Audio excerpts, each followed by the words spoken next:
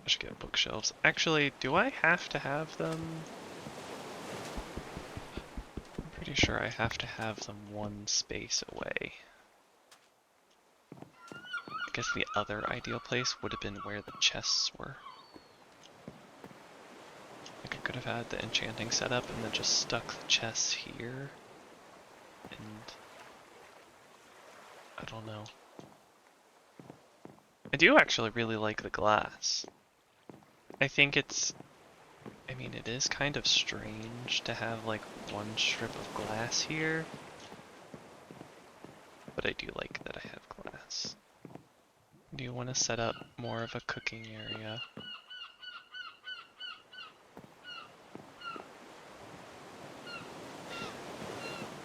I think I may take a break for today though. I can't even decide if I want to make another portal. I think maybe what I should do is get materials to make a few builds. We're at the point now that, I mean, I could, let me think. I could mine a bit more iron so I have more iron picks. It does iron picks do technically have more durability.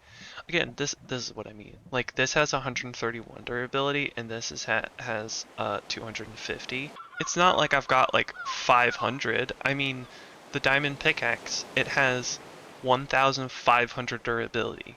There's such a jump in durability. Why does an iron pickaxe not have like 500 or something? It's stinking iron. It does mine faster. I give it that.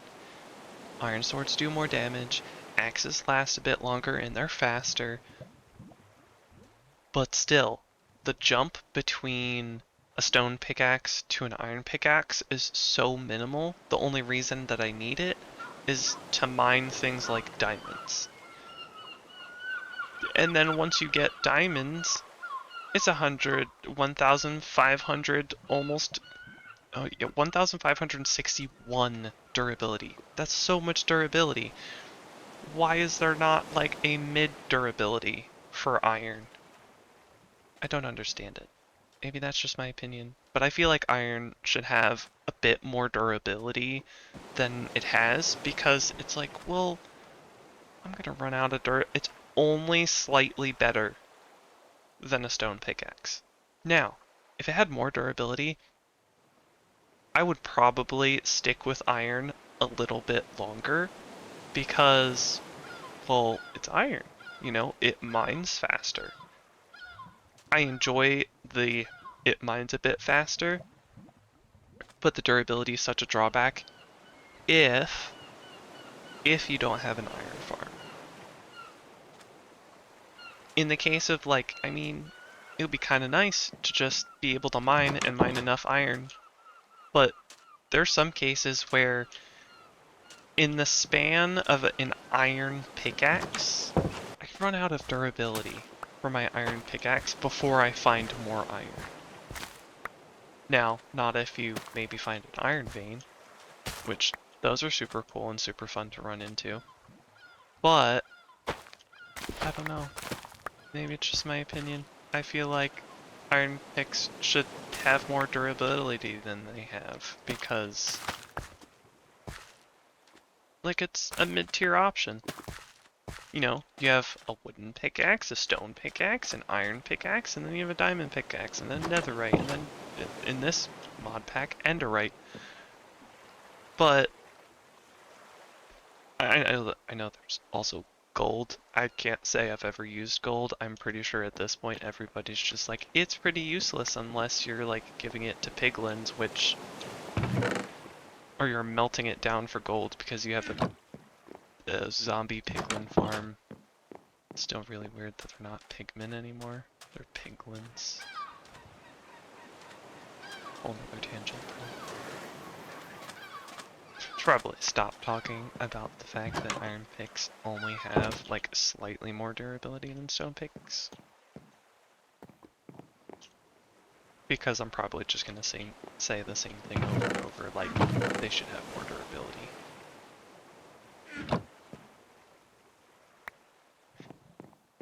Though that would probably make sense why I still am like, I still have issues with constantly wanting to have better tools, because the amount of iron that I can find, like, it's not like I can go and use a whole bunch of iron tools and be like, oh, well, I'm gonna go on a trip for iron, and then go on a trip for iron with my iron tools. Like, and if I have a diamond tool, why would I take my diamond tool to go on an iron trip when I could have diamond tools? Who knew I was so passionate about the durability of iron tools? I guess we found that out together. I guess it's pretty unfortunate for you. It's a little unfortunate for me, too. Oh, why? Why am I like this?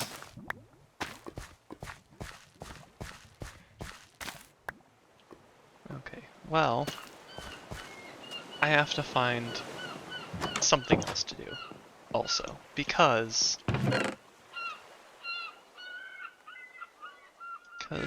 I have spent,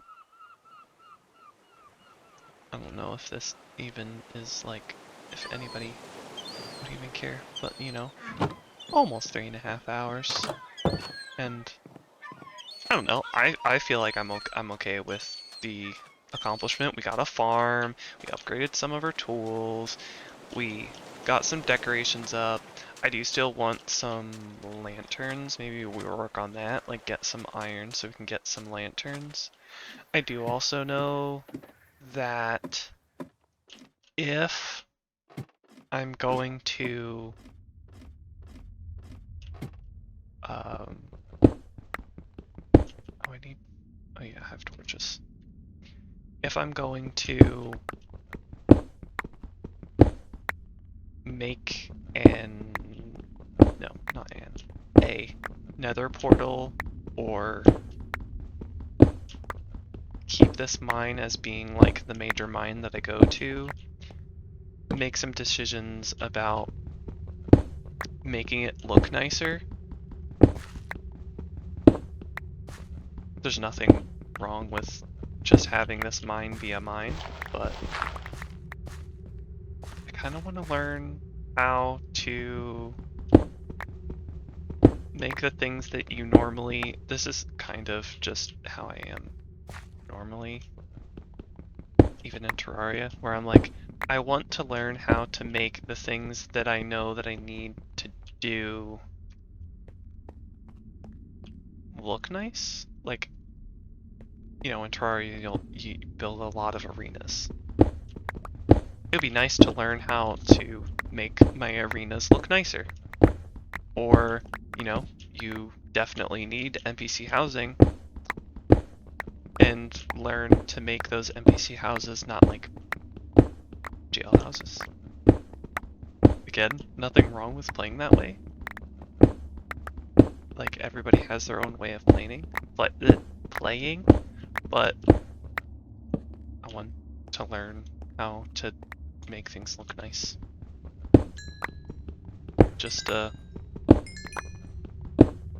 thing, that kind of goal that I've set myself of like, make the things that I need already look nice.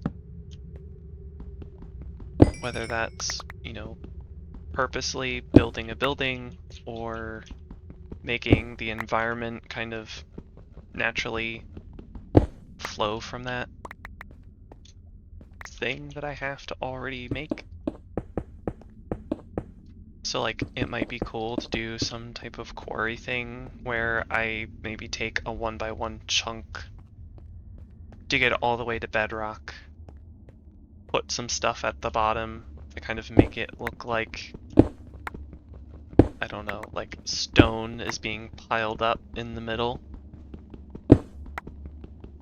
So it looks like maybe like another kind of lift or something is like lifting those stones out from the ground as people are mining lower in the ground. And like piles of ores maybe.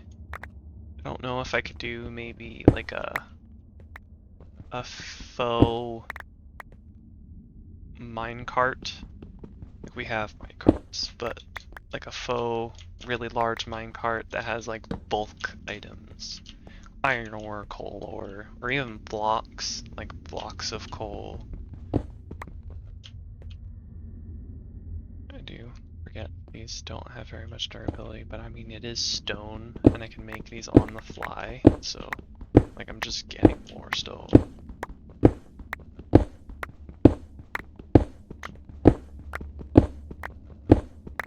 And then maybe putting different types of scaffolding in the middle. Putting scaffold so you can kind of go across. Ooh, gold. That is nice. We'll need that for an enchanter if we ever do that.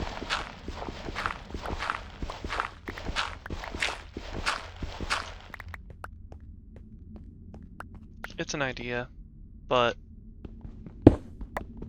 again, I have lots of ideas of things that I kind of want to do, but oh, I'm out of inventory space. I can make the charcoal into torches. But I gotta make it back home. Backpack, that might be a good option. I guess I don't have to avoid those because I don't have any inventory space to even pick them up.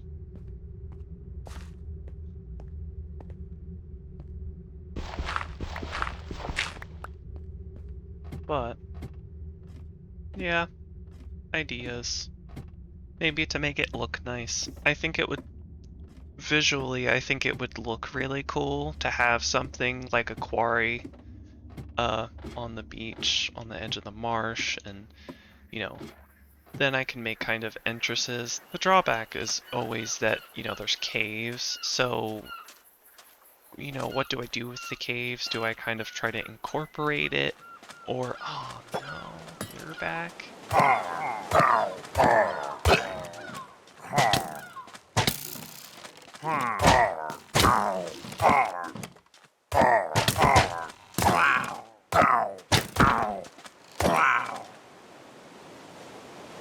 Goodness.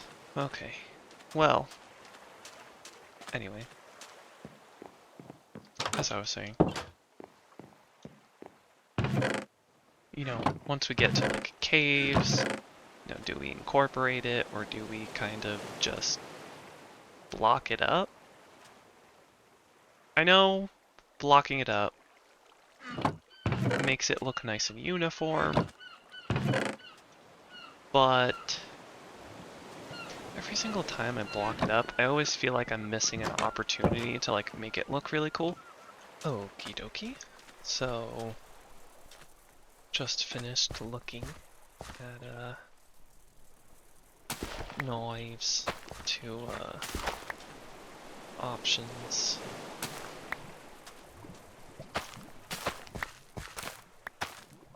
I know I got on a tangent about knives. Yeah, I just know I need to look that up. Basically, what it is I kind of have, in a way it's a personal deadline, where, so I mentioned how I am currently going to culinary.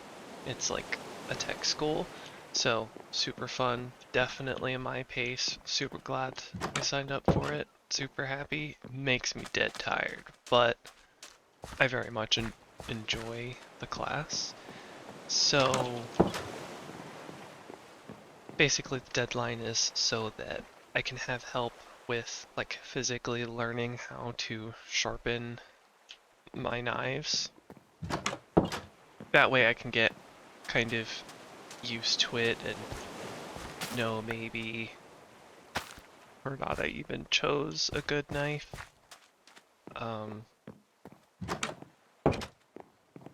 I hope that my choice ends up being good and nice. So, yeah, I spent a bunch of time on that.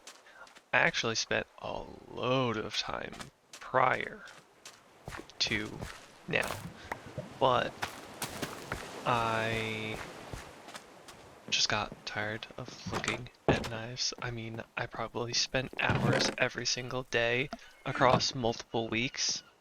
It was definitely one of those, I guess you could say fixations. Oh, I didn't, completely forgot that I had that stuff out there. Yeah, see this crab? Like, that's a big crab. Got big claws too. Yeah, I just spent so much time looking at knives and couldn't make a decision because, well, nothing I ever do seems to be very simple. Basically, there was just there were a lot of boxes to tick for me, and it just kind of felt like at the point where if it didn't tick the box, there wasn't much point of me just settling. Because if I'm gonna spend the time looking at knives and investing in a nice knife set, it may as well be something that I like, that I want to look at, that's quality. And so, you know, that ends up being something that's more, or which I don't necessarily mind. Well, I guess technically I do, because like it just pains me, the idea of spending so much on knives, but if I am going to spend so much on knives, it better be something that I really like. I just, yeah, so like it may as well be something that I really like. Because, I don't know, like, it may as well be. I'm getting to the point where I'm just repeating myself because I don't know how to fully describe the, not feeling, but like, I don't know how to describe the thing I'm saying in greater detail that better describes what I am talking about. Oh, gold. Nice. I like gold. That'll be nice for the enchanter, if we go for the enchanter. I am tempted to at least look for a village, since I would really like fortune. Just fortune. I don't even necessarily want like unbreaking, or like I'm not looking for anything fancy right now. I would just like fortune, so that when I run into diamonds or lapis or redstone or gold, or like when I run into materials that I can get more of out of one ore, I would really like to do that.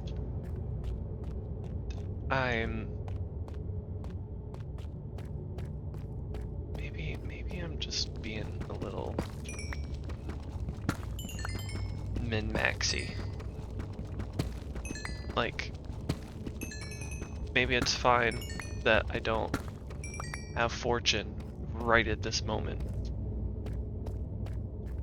Enjoy where I am and exploring caves. Like, I'm exploring caves. This is a fun thing that I enjoy doing, and lighting up caves, and you know, look at all the places. Look at all the ores. Enjoy the places that you're at, because you're not going to be there forever. Meaning in the moment that you're in now, you're not going to have that moment forever. That's kind of my point. Like, might be kind of boring to be peeling potatoes, but you know, sometimes there's times where you wish you could just be peeling potatoes. brought up potatoes again, but you know, it's a task that in the moment you could be like, oh, this is boring. This is taking really long. This is really tedious, like making pasta, like tortellini or ravioli. Right, so I'm in culinary, and one week we did pasta. Tortellini, long story short, is not my friend. So in the first place, ravioli isn't my favorite pasta. Like, okay, it's nice that it's filled, and I usually like cheese, but usually it's just ricotta, and I feel like ricotta needs something else going on, in my opinion. But, you know, tortellini, you know, you can get like a 4-cheese tortellini, and that's really good because it usually has something like Romano and Parmesan, so it's salty and has some tanginess, which is really nice. But then you pair it with, you know, tomato sauce, and it picks up the sauce, and you can just, you know, stab one with a fork, and, you know, get a nice amount of sauce just on one piece of pasta. You stick the whole piece of pasta in your mouth, and you can continue on. But ravioli, I find that you usually have to take multiple bites out of it, and it doesn't super neatly stay on the fork. Like, you stab it, and then it stays in the bowl. And you're like, but I wanted that. And you just refuse to go on the fork. So, and then I have to take multiple bites, and it doesn't really pick up sauce very well, which I really, really like sauce. So if it doesn't pick up sauce well, kind of sad. Oh, I don't have any coal. Well, that's unfortunate. Well, let's go back home then. It was a cool cave. Anyway, yeah, ravioli. It just isn't my favorite pasta, but I really love tortellini because I like the extra pasta. It has like a nice texture because of the overlapping pasta, which I know some people it's like, oh, that's too much pasta. I want more filling. But for me, I'm like, I really like that it has a lot of pasta. It scoops the sauce. You can stab it with a fork and eat it whole. I really like it. Anyway, we were making fresh pasta. And oh, it's really dark. I have zero clue where I need to be going. But we're making fresh pasta. And if you've made fresh pasta, you know, like it's not hard in the sense is that the ingredients are very simple. You can use like egg, water, flour. That's pretty much it. I mean, we used semolina and durum, which technically semolina and durum are the same. Like durum. Okay, so durum is a type of wheat. So if you've ever had like white bread, it's likely that it came from some form of white wheat, whether hard white wheat or soft white wheat. The difference being, well, the variety. The variety of the wheat is different. And they have different gluten content, and I can't remember if they're grown at different times. Oh no, that's, oh, I did not intend to do that. Well, there's also spring wheat and winter wheat, which I think also technically has some property differences, but not as much as like soft wheat and hard wheat. But the hull, I think, is a bit rougher, but the hard wheat you usually will get a higher protein, and the protein helps build gluten, and so higher protein flours are really good for building lots of gluten. which helps bread do its actual thing. Like you very much need some type of gluten or replacer for the gluten in the case that, you know, you, for some reason, like if you can't have gluten, it's anyway, it's a protein. And especially those, I think some people with like who have an intolerance, not like allergic, but mild intolerance, or even some people with stronger intolerances, like something like sourdough is helpful because the grain is soaked, or not soaked, but it's fermented, so it has liquid. You know, you take the flour, you introduce it to liquid, and then you have bacteria and yeast eat it. But that action, you know, it kind of leaves the gluten in multiple states of breakdown, and some of the nutrients is more easily absorbable, and there's new nutrients to be picked up. Or not, well, yeah, I guess you could say new nutrients. It's more like there's substances that the yeast and the bacteria release, but total sidetrack. Hard wheat has generally a higher protein content. Red wheat generally has a higher protein content, so it kind of goes hard red wheat, hard white wheat, soft red wheat, and then soft white wheat. The bread, the flour, like all-purpose flour that you get from the store, that is likely soft white wheat. Or no, hard white wheat. It might be hard white wheat because it's a higher protein content. However, basically the soft white wheat is a lower protein content, which is better for cakes because a lot of those things, like, you don't want the protein content. I got iron for something. Oh, I wanted lanterns. But yeah, so hard red wheat, soft white wheat, gluten content. There was something I was going. There's somewhere I go. Bread. Oh yeah,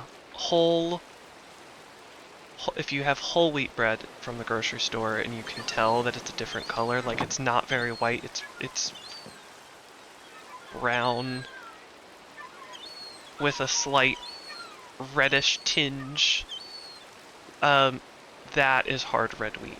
So still high protein content, but it has a much stronger wheaty flavor. A lot of white wheat doesn't have as strong of a flavor. Now, if you like freshly grind it, it still has its own flavor, especially if you're still including like the wheat, the germ, and what is it? The germ and the endosperm. No, endosperm, germ.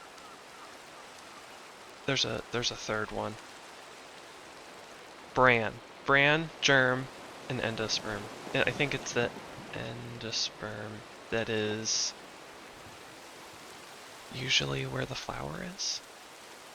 Or not where the flower is, but, you know, wheat is a... So, okay. You know how in Minecraft you have this is wheat, and these are wheat seeds? We can think of these as sprouted wheat seeds. Because realistically, these would be like the straw shafts that the wheat grows on, and then on the end there are like these grains that are in husks, or seeds in husks, and those seeds are then, you know, you have like brushing and stuff, and which basically like bashing it about, but there's multiple methods. But the sort of bits of grass have the seeds on the end. We harvest the seeds, and then you grind that. Well, it's a plant, and the way it grows those seeds, I mean, it's different because technically wheat is a grass, so the cell structure is a little different. It's kinda, I mean, it's pretty similar to corn, because corn is also a grass, but it has an outer coating that is supposed to help it not get moldy, basically. It's a very, like, rough and dirty way of, you know, I'm oversimplifying things, but you have the bran on the outside. I'm pretty sure it's the bran on the outside. Oh man, my brain's not with it today, unfortunately. But yeah, bran on the outside, then endosperm, which is like the carbohydrate rich area. It doesn't have a whole lot of other vitamins and nutrients in it. But it's kind of like, well, if you know, like, sugar. Sugar is basically like pure, you can think of sugar and carbohydrates when they lack nutrients like refined sugar as being like pure energy. So you can kind of like, in a way, like, you can make things run, but you can't make something sustain itself because there's other substances necessary to upkeep that engine. Like, there's other things that need to be repaired, and without the nutrients, you're not repairing. That's probably like the best description I can give right now, just like a quick dirty description. So like, this is essentially pure stored energy in the seed to help it, and it has enough energy and enough nutrients to germinate for a certain amount of time. It's not super long, but it's long enough that, you know, if you plant it at the right depth, you'll be fine. The whole point is it only has so much energy, and so you're kind of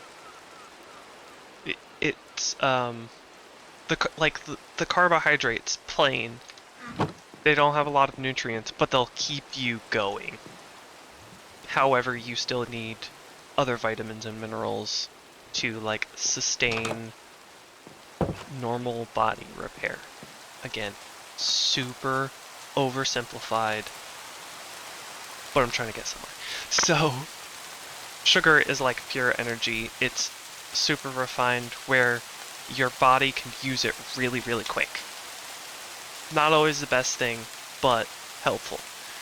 Carbohydrates, or even complex carbohydrates, the whole point is your body breaks them down. It takes more time for your body to break them down. So basically there isn't so much of a release of, like, sugar. So it's still the same a bit. I mean, there's multiple types of sugar, so, like, again, simplifying this way down. But when you introduce things like fiber, you know, that feeds gut bacteria and other things. So even though it kind of, the other parts of the seed like weigh down a bread, like, it just becomes a bit more dense. You can get a really nice fluffy bread with, like, especially with, like, store-bought yeast. Like, you could still make, like, a really nice sandwich loaf. I've actually done that multiple times with multiple types of wheat through a mill. I really like it. I mean, it's different.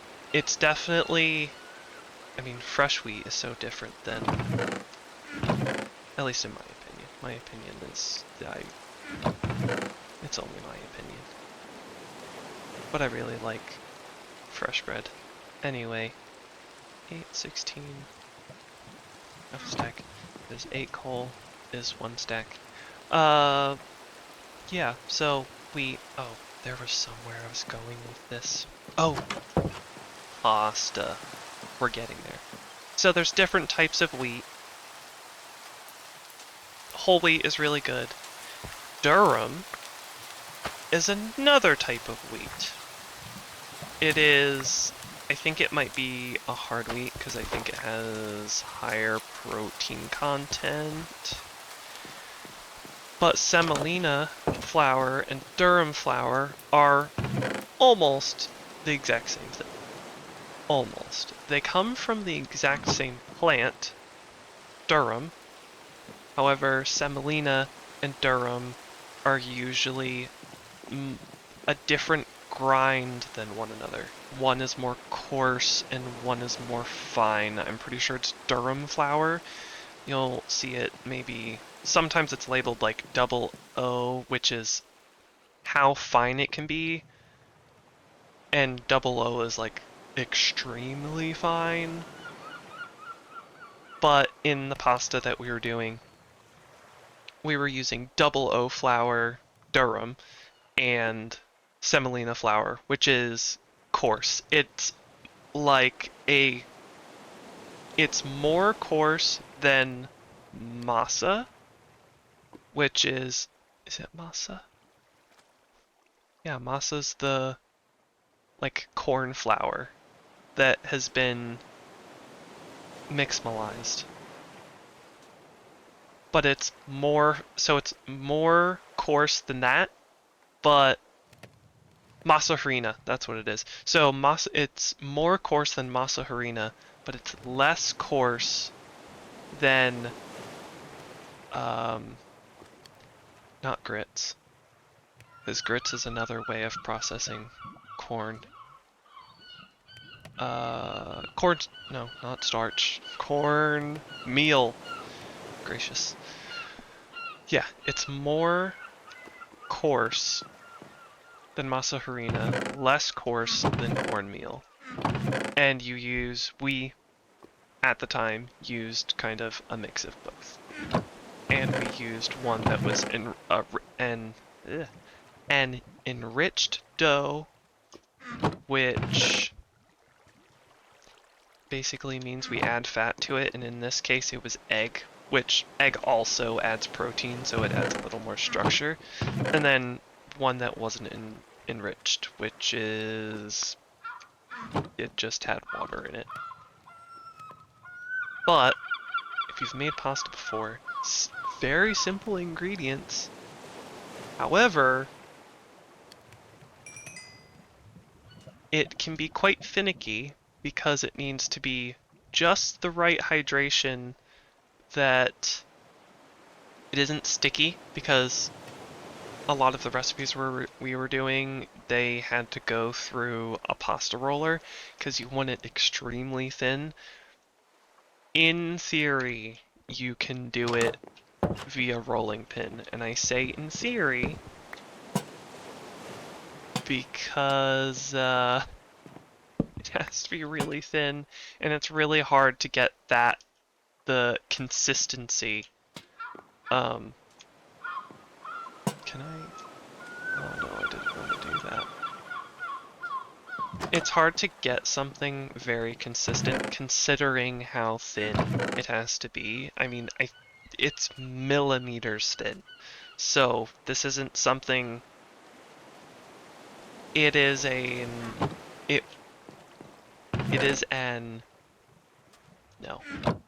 It is a labor-intensive process if you were to do it. It's a labor-intensive process in the first place, so you are making it very difficult for yourself if you want to use a rolling pin. That does not mean that you cannot use a rolling pin. I would just say, if you decide to do it, it may take you a while, unless you're planning to do a pasta that doesn't need to be rolled super thin. I think we did cavatelli, which is a pasta that it looks like gnocchi, gnocchi, if you've had gnocchi before. However, the indentation in the middle is much more. It is sort of like a penne, where it has like a gap through the middle. However, the lines on the penne go the opposite direction because you're basically, with your thumb, you're pressing a piece of the dough into what's called a gnocchi board, which has ridges. And they look really good. Also, fresh pasta is supposed to go in the freezer because otherwise it goes gray and whatnot. But, bit of a tangent. But, so if you're making that, that's not that bad. Like, I would do that again very easily. That's fun on days that I have the energy for making pasta. Sorry, I'm just deciding where I want these lanterns, and I just can't decide. Because it's just very interesting trying to figure out where I should put these. I'm like putting them super close to the wall, but they don't need to be. I do like the idea of having one there. Maybe one like here. It's okay.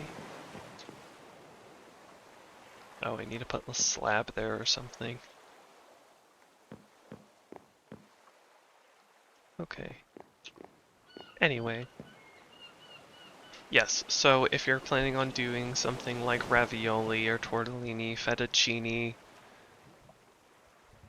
I think one of the things we did was technically we referred to it as spaghetti, but I don't think technically it's spaghetti because spaghetti is like a tube shape that isn't hollow, but these were flat, so I'm sure there's a name for it because there's a name for like every single pasta that I cannot possibly remember because memory of a goldfish. And yeah, a lot of those, I mean, they're millimeters thick. We used a pasta roller. It had like 0 to 8. Like the settings went from 0 to 8. And you had to roll the pasta through each setting a minimum of 4 times. And, you know, you're starting with like this round wad of dough. You're trying to flatten it out so you can send it through the machine. And because you've worked it and it's supposed to be glutinous at this point, it has some spring to it. So even though you can send it through the machine the one time, like it'll bounce back and not be as flat as it was when it went through the machine. Because, you know, like the setting is the same size, but you have to send it through like 4 times. It's because some of that's because of the gluten spring. At least to my knowledge, it's the gluten spring. Maybe it's not, and I'm wrong. Totally okay. But you have to send it through a bunch of times. And so we did fettuccine and spaghetti, or what we were calling spaghetti, and ravioli. We didn't get to gnocchi because there were just steps that were required that took more time. But we started ravioli. And my goodness, I did not have any issues with the pasta rolling, or at least any major issues when I did the fettuccine and the spaghetti. But I had all the issues with the ravioli. All the frustration. It did not make me enjoy the ravioli more because of how labor intensive it is and how much I just am not a fan of ravioli. Like, if other people like ravioli, go for it. I don't care. If you like ravioli, you like ravioli. But because I'm not a huge fan of ravioli, it didn't make me want to make ravioli anymore. I mean, it didn't convince me that it wasn't like it convinced me that I was like, well, maybe I'm just being a bit harsh on ravioli. It's hard to make. many of the characteristics I'm just haven't found a purpose for yet. And so I'm not a fan of making ravioli. And the chef do that. But then he was like, "Oh, well, I can teach you ravioli." I'm like, oh, "I love ravioli. Yeah, I'll learn to make ravioli." And then I realized, oh, I have to roll it out to like a 6 or a 7, don't I? He was like, "Yeah." I was like, "Oh, no." He's like, "Roll it out to like a 6, a 5, or a 6, and if it's thin enough, then, we'll see if it's thin enough from there, because you're supposed to be able to see like your hand through it pretty well. Like that's how you know it's about thin enough." Oh man. I think I totally forgot to like fully mention about the whole thing of it should be wet enough that it doesn't stick to the roller, but dry enough that it shouldn't stick to the roller, but wet enough that it shouldn't start cracking. But of course the whole thing is like you're rolling it to be millimeters thin, so the hydration on the outside like disappears. So you have to work quick with it, and it really depends on the humidity even in the room. Like depending on the humidity of the room depends on how much water you need to use. Anyway, point is, I had to roll it out, but somehow knowing that I could make tortellini made me relaxed enough that I could roll it all the way out to like a 7, and that was pretty cool, because like all of a sudden it was like my brain just switched and was able to do it. Loved it.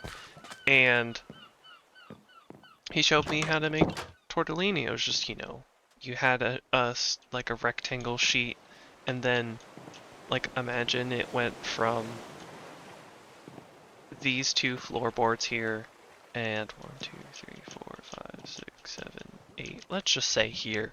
So like a rectangle, these two blocks all the way down there.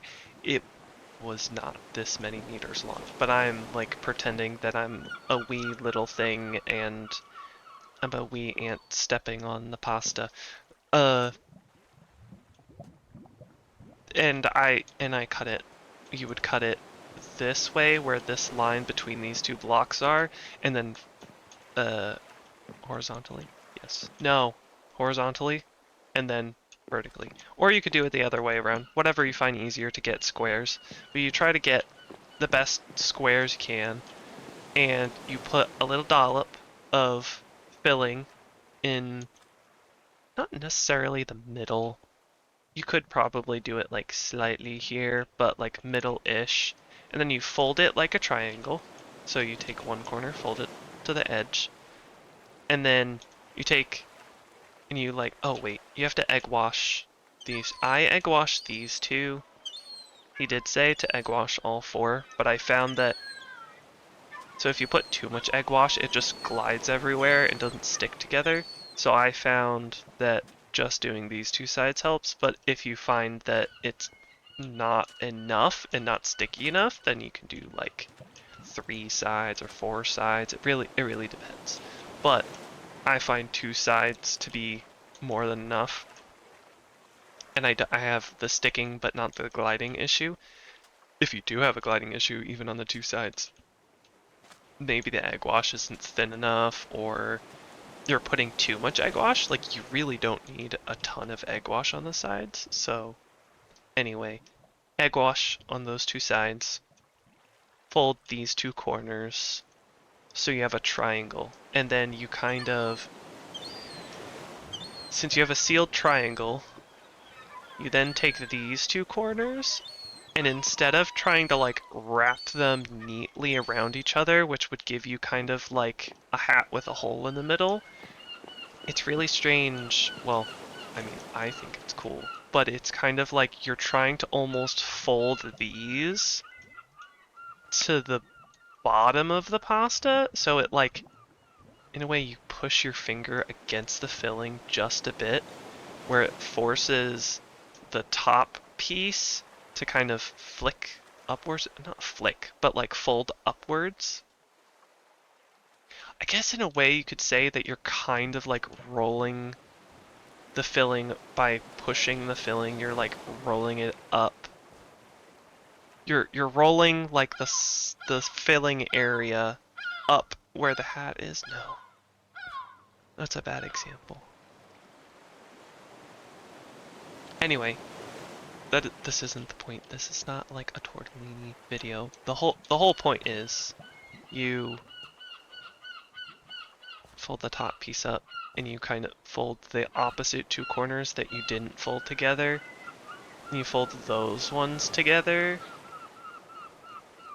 but slightly pushing like the bottom of the filling. So it basically there's not much of a gap between the filling and the pasta. Like it doesn't look like you folded a napkin through like a napkin holder. But I guess it kinda does. That looks full instead of like you skimped on the filling or something. Anyway, I did that. I loved that. I enjoyed that. It was kind of funny that that was the thing that I enjoyed because I was like, this is like basically the same thing as ravioli. I do realize now that part of it is maybe a texture thing and it fulfills a lot of purposes that like maybe I just have a high standard. I'm just like pasta should fulfill all these specific purposes and if it doesn't then it doesn't perform well in pasta grading of how much I would eat it or something. I don't know. But yeah, the tortellini was really fun to make, even though kind of similar steps. What else to say? I love tortellini. I mean, the other thing is it was super fun. I also enjoy, I remember being little and I loved origami. Origami was so fun, you know, making ninja stars and all the different things. So, oh, I should make cabinets. I haven't made cabinets yet.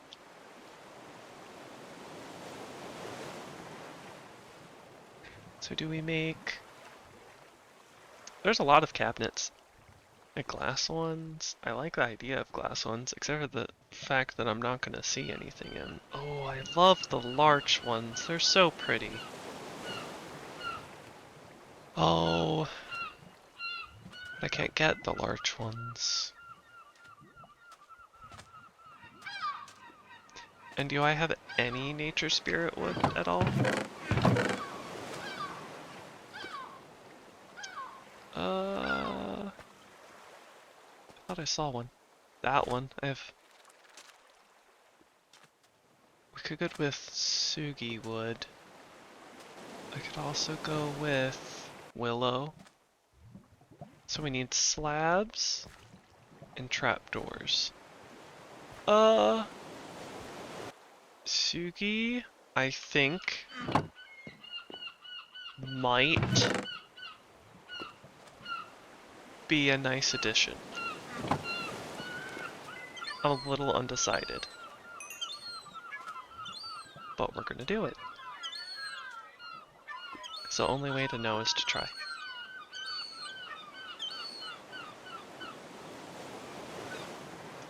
Right, slabs. So, I've already forgotten what I was, it's not my favorite, but it's something. I mean, it's storage. Like, at least I have a place to put things. I can put my different ingredients for foods somewhere. I don't have to worry about going through all my chests just to find the ingredients that I want, and then I can put foods that are done here. So, unfinished foods yet to be cooked, and then finished foods. I do also kind of like the idea of doing a pantry type thing here that just goes all the way up. For... I guess I could go with oak. Oak would match a lot. Spruce kind of looks nice, like it would be a nice contrast, maybe? Or... I feel like it would actually mesh with the floor a little. Maybe go with spruce. I don't have any spruce wood. Oak it is! Because I am not growing more trees right now. I just need storage.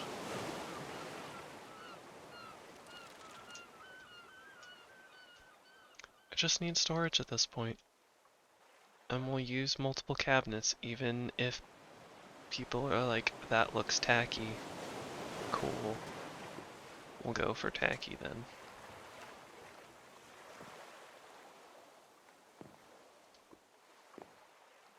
Anywho.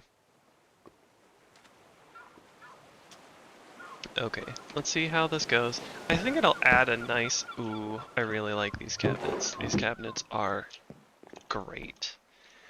The only thing I don't like is the depth that I'm losing from this. Because it's making the wall really flat. So I feel like I'm losing out on that. Not sure what to do about that yet. I guess we'll figure out eventually. I mean, I guess technically I haven't worked on the interiors. That could be our goal. I could work on the interior. Haven't really had a plan for it, but could try and do something. I think I might want to try and use more of the willow wood. Just because, again, there isn't like a whole lot of colors going on right now, and I would really like to add more color. Again, the outside's pretty plain, the inside's pretty plain. If I add the colors on the outside and the inside, it's okay that the building is sort of plain, since the decorations on the outside are going to be more, I'd say crazy, but just a little more, not all over the place, but there's just going to be more going on. And we'll see how this goes. So my plan was, I think I need the slab to be here.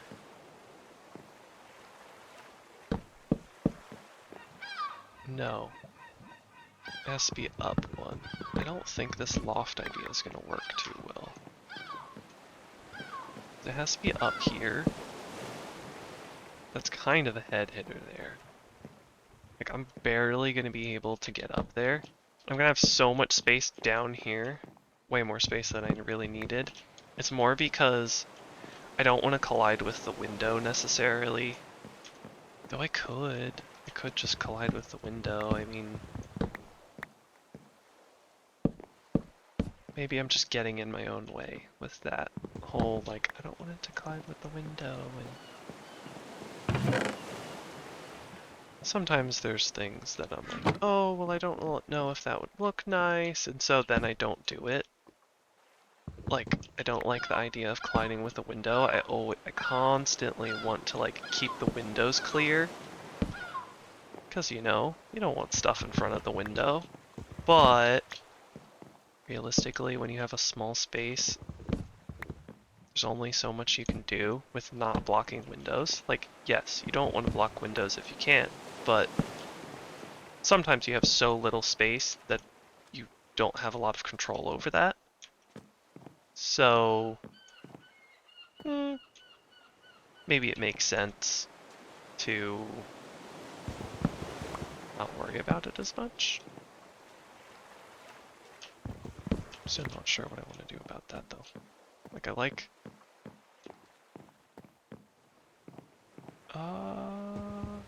Yeah, that's fine. Oh, you know what? I'm just realizing I need a trapdoor ladder.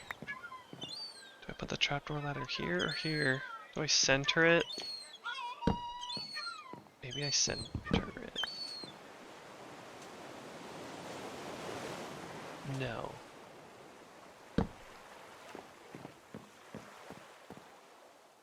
Maybe we do this to keep it symmetrical.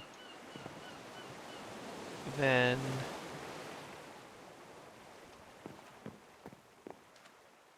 we use slabs here. Still need one slab.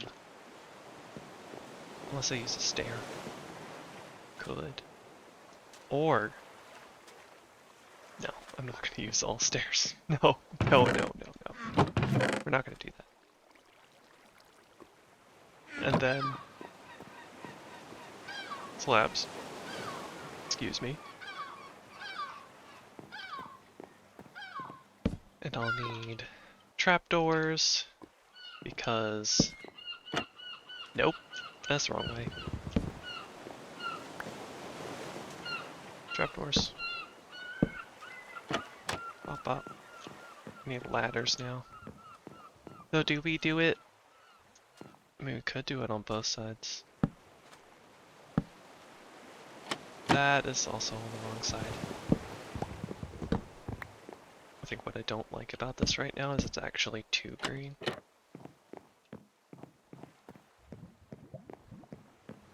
Ladders. I need ladders.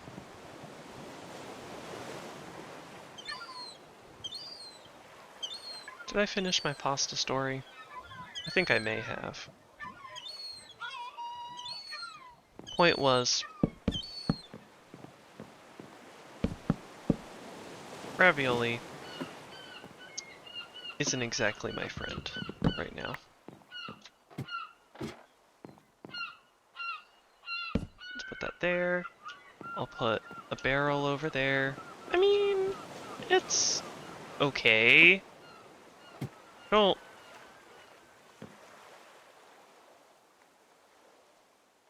okay, I'm not sure. I'm like super unsure about it. I think I want it against the wall. Like, here.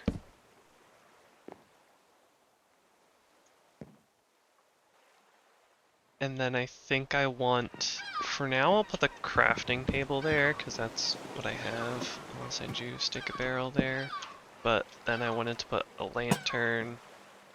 Even though it's kind of redundant, because there's a lantern right here. Do I remove it? I can remove it. That way, I just remove some symmetry. I can't really stick a lantern here. I would like to put a few barrels here so it kind of looks like storage, or maybe a few bales of wheat, and so it kind of looks like food storage. Here...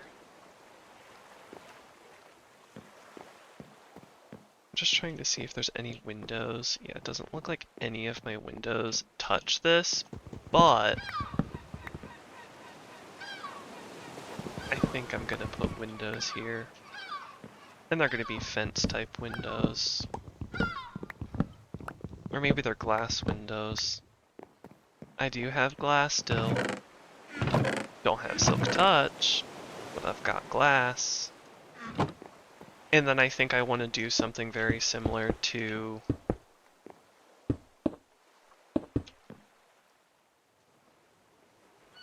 This should really be panes.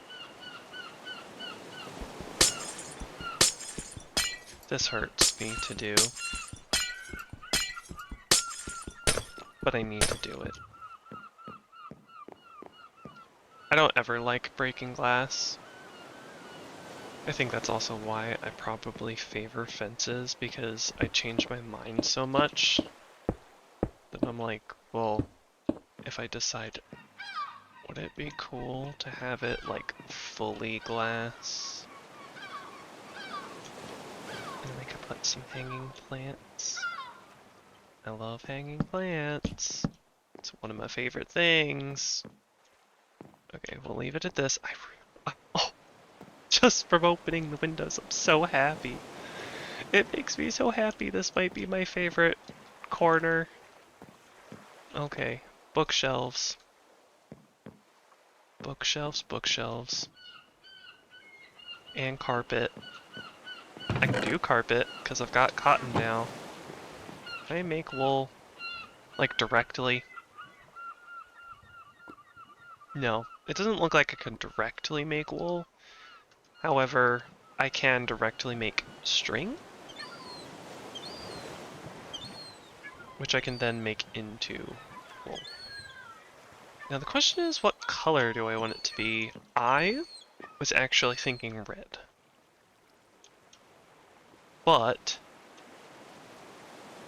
I also know I want to make some cushions. If I can spell cushions.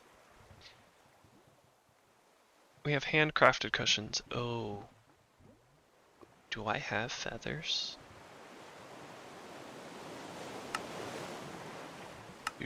Ducks drop feathers at all? Yeah, they do. So we need to get breeding with those. You know what kind of stinks about having ducks? It's not going to be as easy to breed them because I have to go fishing. Oh man. I've really made things hard for myself, haven't I? Oh man. Ooh, glowberry custard though?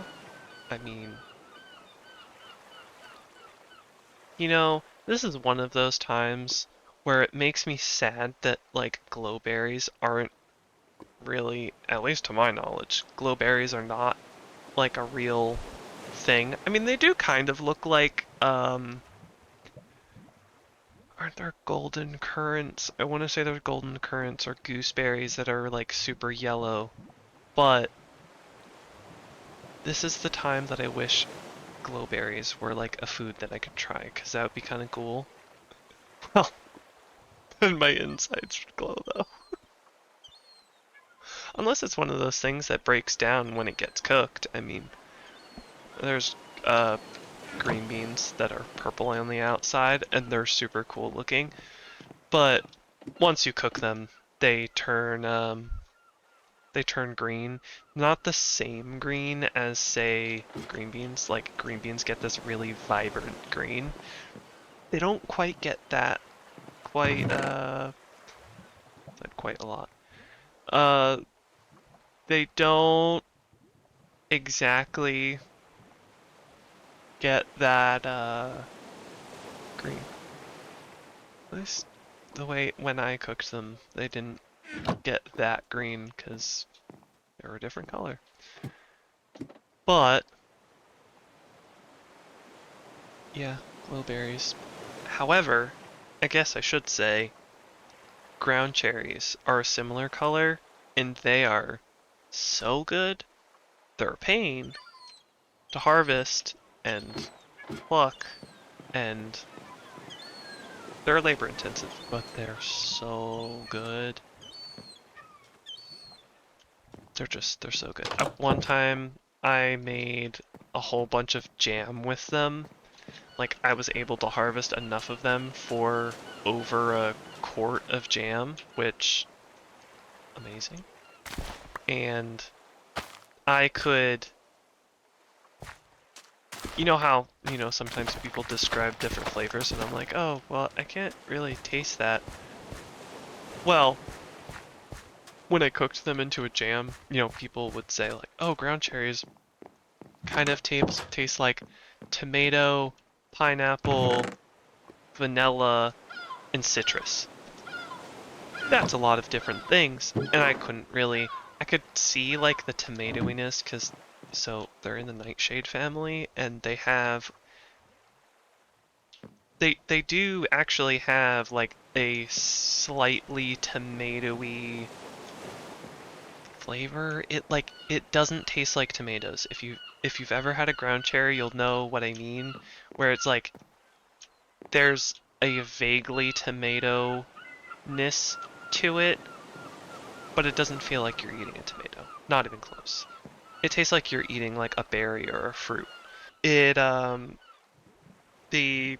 flavor like pineapple, vanilla, citrus, it came out like sevenfold when I turned it into jam, and it was so good. Again, highly recommend trying those if you ever get to grow those. They're amazing. Like, I just has to be one of my favorite things that I dislike growing. I mean, they're kind of cool plants. It's just that, you know, another name for them is husk cherries. One of the reasons that they are called ground cherries, or at least I can perceive them being called ground cherries, is that they just fall on the ground when they're ready. So, you know, you pick them off the ground. But that also makes them a real pain because you have to pick them up off the ground. You have to dehusk them. That part also isn't really that bad. Like, it's not difficult to do. It's just extremely time consuming. And oh, my inventory's full, isn't it? I thought maybe I would get a duck. But yeah, it's just labor intensive. And then, oh, but the jam was so good. That's something that I should learn to can sometime. I don't actually, I have water bath canned before, but I can't remember if that's something that I would have to, I think I can water bath can that. I would have to check. I know there's certain things where it's like, oh, you really shouldn't water bath can because, sorry, pardon my volume change. Where did I put my cotton? Did I put my cotton in my food? No, I didn't. Okay. Well, where did I put it? Maybe that was just that. Okay. Organizing. Fun. But yeah, I think I might be able to water bath can it, but I think I have to double check that to make sure I'm correct about that, because I know there's certain things that it's like, oh, well, if it's not acidic enough, or, you know, then you have to add citric acid, and lots of things that are necessary to be responsible. But yes, ground cherries, would highly recommend. Just be aware, quite labor intensive, but a very tasty fruit. It is an annual, at least in my area it's an annual. So, and the seeds are very, very small, and I think their germination goes down a bit faster than some other plants. At least compared to maybe tomatoes and peppers that I'm used to. I know I made the mistake of using the same seeds for a while, and then the one year I went to grow them and none of them came up, which was kind of sad because I had a dedicated spot for them, but to be fair, a lot of I ended up doing a lot less in the garden anyway, so maybe that was long-term wise helpful. I actually quite like the house. I like it from distance. It kind of looks, I mean, it looks like a beach house. Is it extravagant? No. Is it a house? Yes. So I guess that's where I'm kind of satisfied. I'm like, it looks like a Minecraft house. Just you know, I have lots of building, but that's the process of building. There's many things to learn all the time. Okay, what should I wanted to do bookshelves here. I'm trying to think if there's something that I could maybe do in the meantime. I could use just willow logs to give it some difference.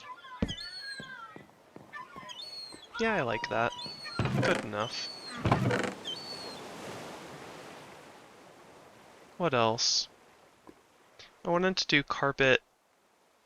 I wanted to do a cushion. I'd really like to do a cushion for like a futon, but again, I need feathers. So maybe we have to leave the cushion for later, until I can breed the ducks. So for now, can we get light blue? I think we can get light blue from orchids. Woohoo. I like light blue.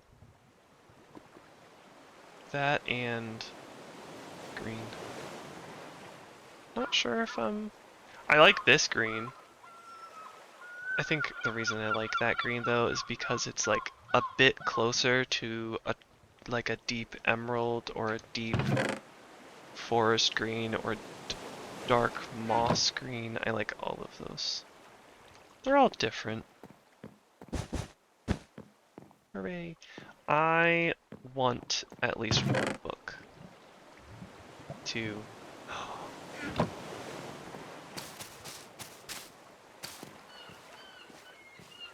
Moss carpet. I want it here. I want it to be my entryway. I want it to be... No, I should make that into like a straw carpet. Let me think. I can make straw into a carpet, but I can also make it into canvas to make a book. And I have to use leather for a backpack. Oh wait. It says that I can use the vegan leather. Oh. Okay. So I don't have to use that leather. Wait, does that mean I can make straw into faux leather? Meaning that I can use less straw to make books if I just use mushrooms and bark. I do need clay though, and iron. I have the iron. Oh, but I need a stove. Could do that today. Okay, I'm making this more complicated than it needs to be. I don't think that's any surprise to anybody at this point. But first, let's make a book. Right? Yes, yes. Make a book. Actually, canvas rug, book, can't decide. Well, let's go to sleep then. I think I might put one canvas rug right next to my bed. And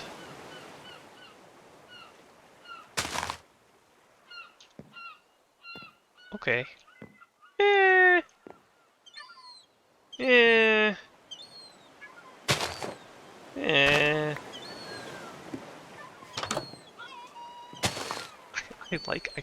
I like it here because it kind of looks like something that you would like scoot your shoes on.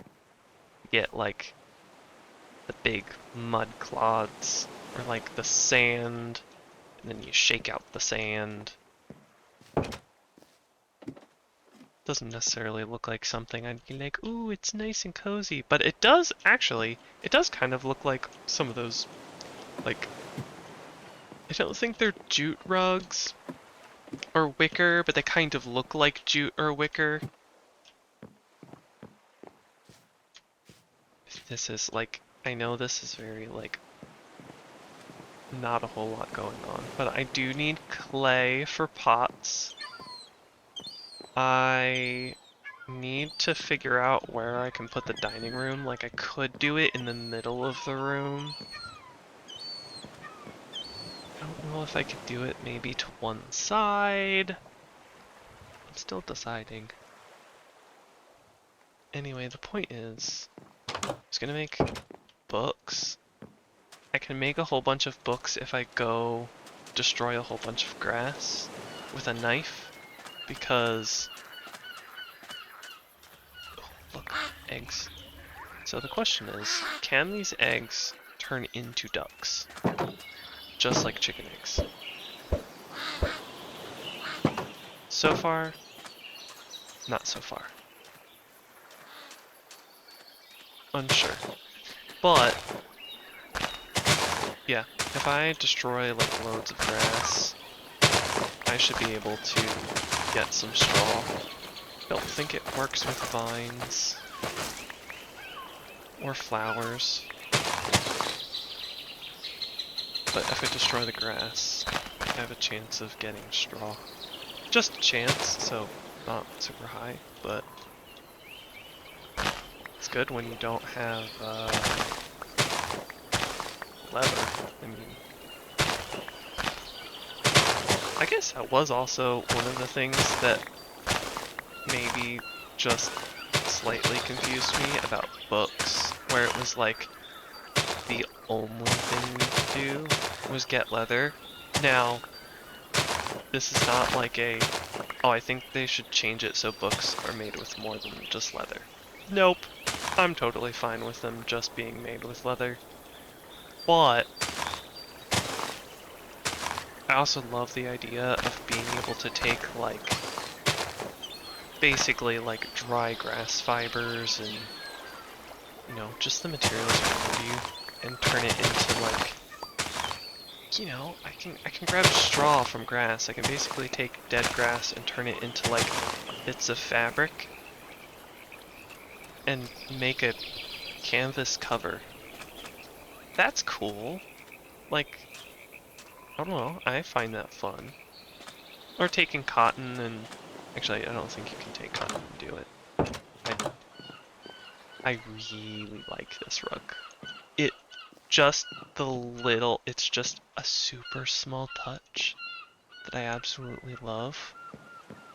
Only thing that could make this better is maybe if I had, like, if I was able to lean up my pickaxe over here or something. Oh, that would be just amazing.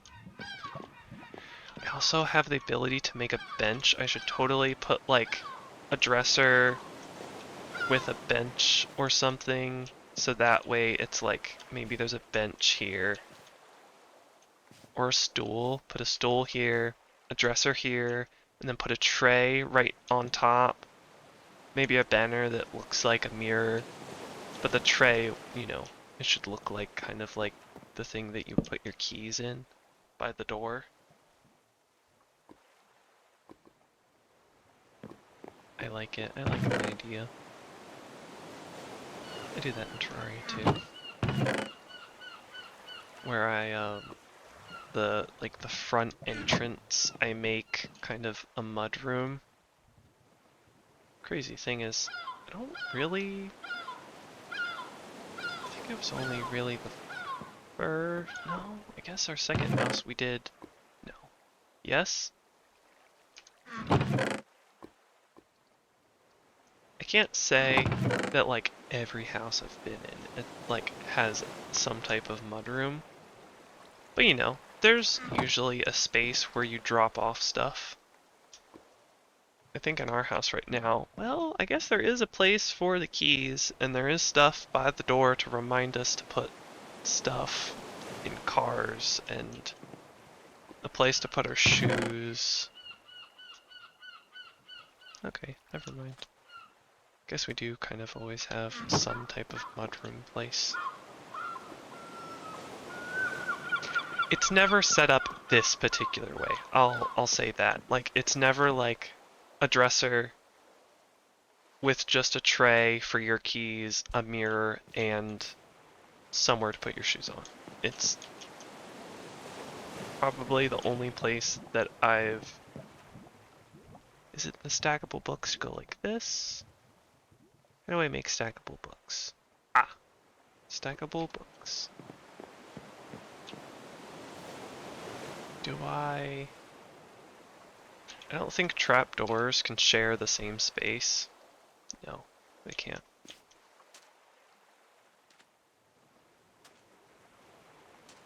Trying to think, if I were laying here, what would I want nearby?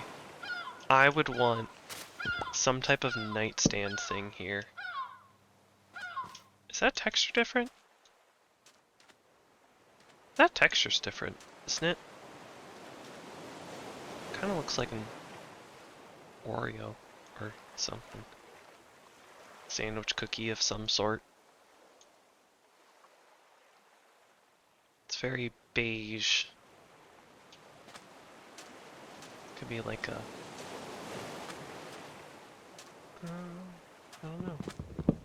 Anyway, we remove that. I put stairs or slabs? Not slabs. I'll put slabs here. This is kind of an L shape. I'll put a stack of books here because stackable books are amazing. Or maybe I put the stack of books here. Can I stack books? Well, I can put them on carpet, but they float.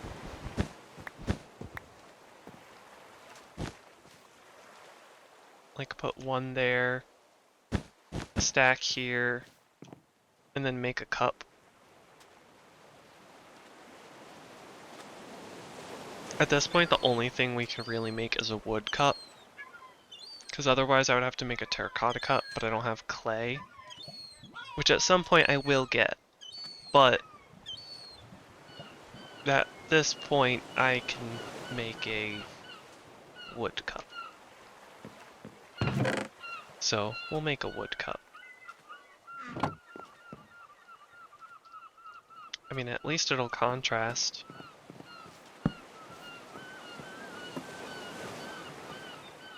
Could add a cup there. Or... I don't know, I feel like I still need to add something over there. I'm gonna definitely put a cup over here. And... how do they look on fence gates?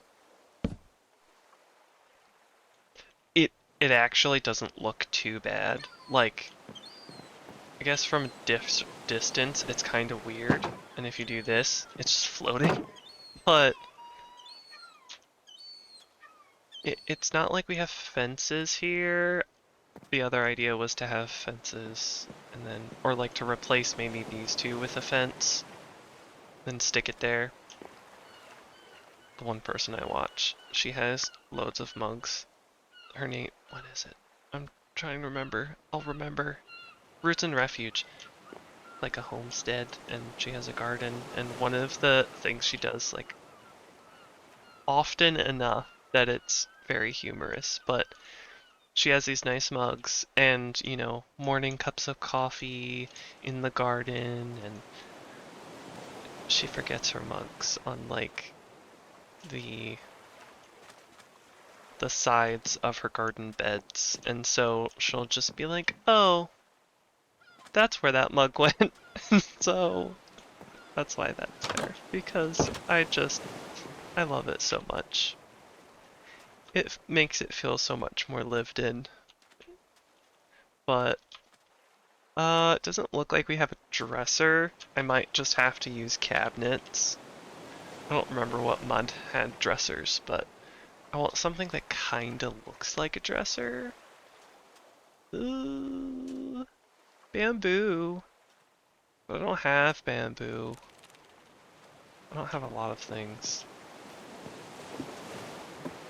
I do actually like the loft. Like, I